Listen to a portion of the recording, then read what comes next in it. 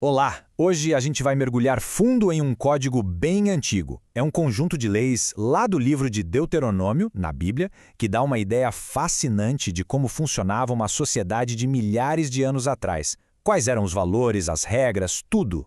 E para começar, fica aqui uma pergunta. O que é que um boi perdido, um ninho de pássaro e um vestido de noiva podem ter em comum? Parece até começo de piada, né? Mas a resposta é bem surpreendente. Acontece que todos eles são temas de um mesmo código legal. Um código que definia as regras para quase tudo, desde como plantar até como a família deveria funcionar. E é exatamente sobre isso que a gente vai falar. Deuteronômio, capítulo 22. Bom, então vamos lá. O nosso roteiro é o seguinte: a gente começa com as responsabilidades na comunidade, depois passa por umas regras bem interessantes sobre segurança e compaixão. Aí a gente entra num tal de princípio da separação, que é bem curioso, e por fim a gente mergulha na parte mais pesada, as leis sobre honra, casamento e as consequências bem sérias que vinham com tudo isso.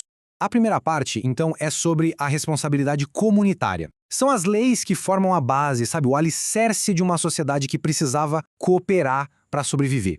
E o texto já começa bem direto ao ponto. A lei dizia algo como: se você vira o boi ou a ovelha do seu irmão perdido por aí, não ignore. Você tem que devolver.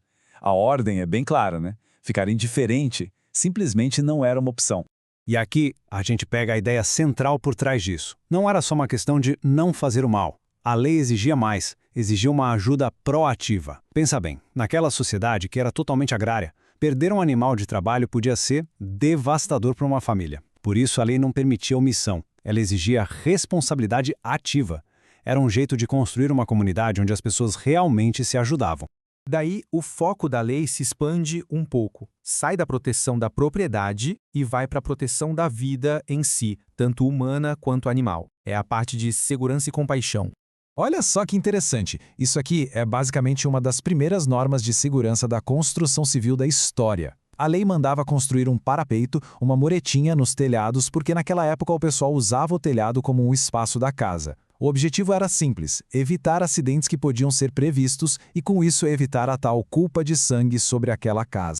E tem essa lei, que é bem peculiar, sobre encontrar um ninho de pássaro.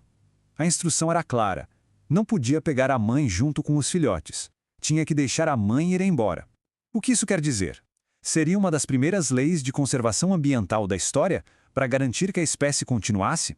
Ou era mais uma lição sobre compaixão, até com os animais? É uma daquelas regras que deixa a gente pensando. Agora a gente entra numa parte do código que, para nós hoje, pode parecer bem estranho. É um conjunto de leis focado no tal princípio da separação. A ideia por trás era manter as coisas distintas, criar uma ordem visível em várias áreas da vida.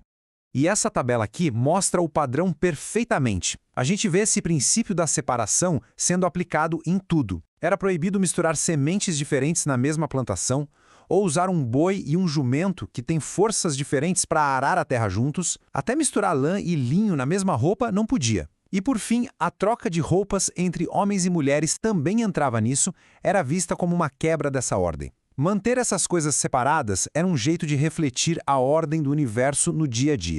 A partir daqui, o tom das leis muda, fica bem mais sério. A gente entra nas regras mais complexas e severas que tratavam da honra da família, do casamento, e aqui a ordem social inteira estava em jogo.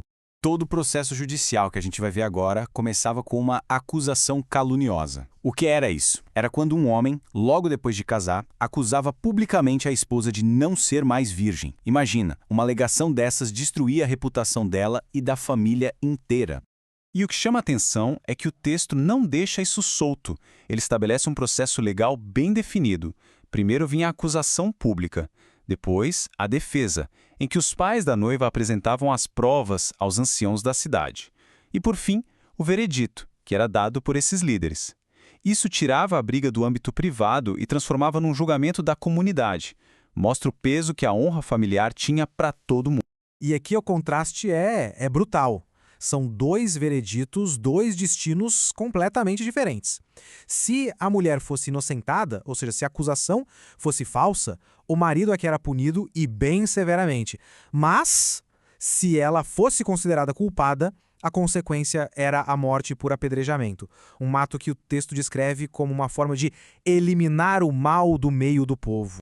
No caso da acusação falsa, a multa para o marido era de 100 ciclos de prata, que iam para o pai da moça. Era uma quantia bem alta para a época, uma penalidade financeira pensada para desencorajar esse tipo de calúnia.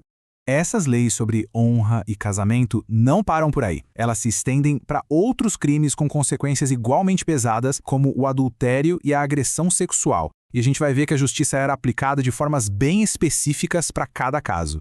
A lei sobre o adultério é dita sem rodeios. Se um homem fosse pego com uma mulher casada, o texto diz: ambos morrerão. Simples assim. A punição era a morte para os dois envolvidos. Essa tabela aqui é essencial para a gente entender a lógica da coisa. Repara só, a justiça mudava dependendo do lugar onde tudo acontecia. Se fosse na cidade, onde teria gente para ouvir, o silêncio da mulher era visto como consentimento. Resultado, os dois eram punidos. Agora, se fosse no campo, um lugar isolado, a lei presumiu o contrário, que ela gritou sim, mas ninguém ouviu. E aí só o agressor era punido. E ainda tinha um terceiro cenário, de uma mulher que não estava prometida em casamento. Nesse caso, a solução era outra, uma multa e um casamento forçado, do qual o homem nunca poderia se divorciar. A lógica pode parecer muito estranha hoje, claro, mas dentro daquele sistema ela tinha uma consistência. E essa era a multa nesse terceiro cenário: 50 ciclos de prata pagos ao pai da moça. E, além da multa, vinha a obrigação de casar com ela, para sempre. E a análise desse capítulo termina com essa proibição, que é final e bem categórica: nenhum homem tomará a mulher de seu pai.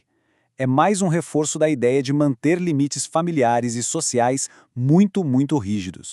E a gente termina com essa reflexão. Como é que um código tão antigo, focado em comunidade, em ordem e em punições tão severas, como é que ele ressoa no mundo de hoje? As questões que ele levanta sobre responsabilidade mútua, sobre justiça, sobre ordem social, de certa forma, elas continuam sendo parte da nossa conversa até hoje.